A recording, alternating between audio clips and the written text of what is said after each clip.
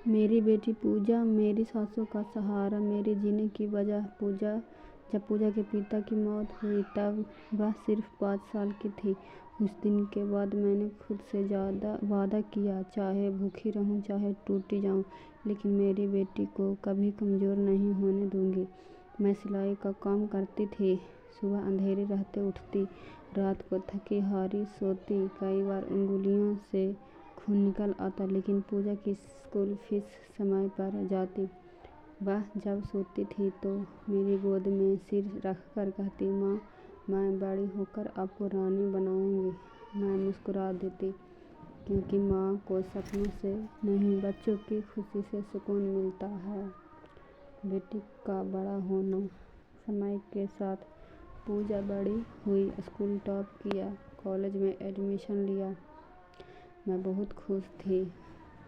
मुझे लगता था मेरी मेहनत रंग ला रही है, लेकिन तभी मेरी बेटी बदलने लगी।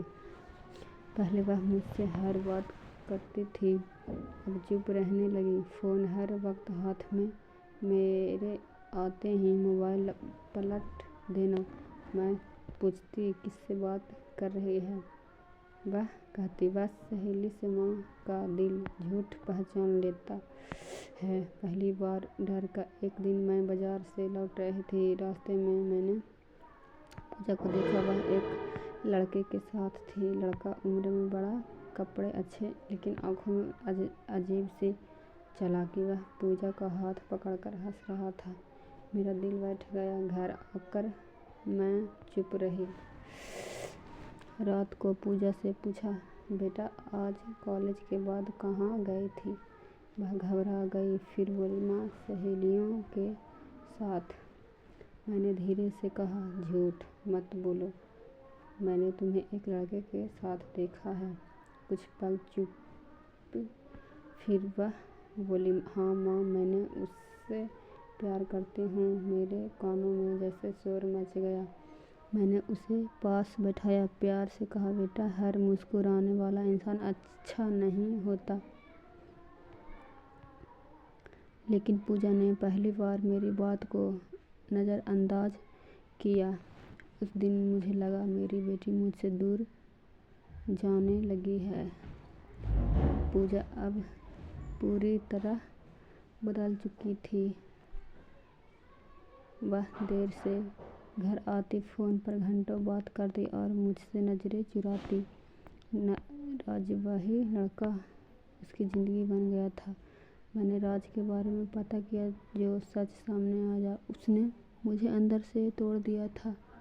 वह बेरोजगार था, नशा करता था, पहले भी लड़कियों को धोखे दे चुका था। मैं पूजा को समझाने बैठी, बेटा, मैं तुम्हारी दुश्मन नहीं हूँ। माँ कभी गलत नहीं चाहती। लेकिन पूजा चिल्ला पड़ी, आप मेरी ज़िंदगी कंट्रोल करना चाहती हो। उस दिन पहली बार मेरी बेटी ने मुझे पराया बना दिया। झूठ, चोरी और दूरी। दिख। एक दिन अलमारी से पैसे गायब थे। मैंने कुछ नहीं कहा। माँ जानती है बेटी गलती में है, अपराधी नहीं। राज उसे अपने सपने दिखाता, बड़ा घर, आज़ादी, शादी, और मैं उसे सच्चाई दिखाना चाहती थी। घर छोड़ने की धमकी। एक रात पूजा बोली, अगर आपने मुझे रात से रोका तो मैं घर छोड़ दूंगी। मेरे पैरों तले ज़मीन खिसक गई। मैं रो पड़ी, बेटा, दुनिया बहुत बुरी है। उसने कहा, आपकी दुनिया नहीं चाहिए मुझे, और वह चली गई। घर सूना हो गया, मेरी गोद खाली हो गई। कई महीने बीत गए, कोई खबर नहीं। हर दिन भगवान से बस एक ही दुआ करती, मेरी बेटी जिंदा रहे। एक रात फ़ोन आया, पूजा अस्पताल में थी। राज ने उसे धोखा दिया था, पैसे लेकर भाग गया था, मारपीट भी की थी। मैं भागती हुई अस्पताल पहुंची। पूजा बिस्तर पर पड़ी थी, कमज़ोर, टूटी हुई। उसने मुझे देखते ही रोते हुए कहा, माँ, आपने सही कहा था। मैंने उससे सीने से लगा लिया। माँ शिकायत नहीं करती, वह बस माफ़ करती है। पूजा ने फिर से पढ़ाई शुरू की। ज़िंदगी ने उसे कड़वा सबक दिया।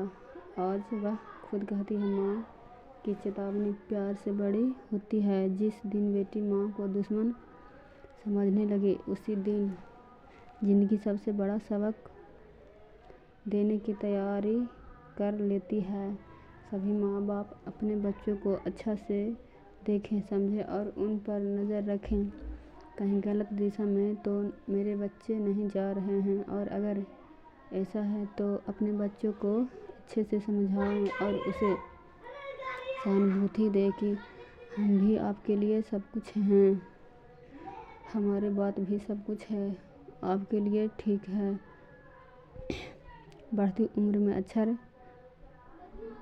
बच्चे बिगड़ जाते हैं, पर अच्छे बच्चे अपने कर्मों से पता चलते हैं। हर बच्चे अपने माँ बाप का बात सुने, माने, उसी में उनकी अच्छी ज़िंदगी मिले।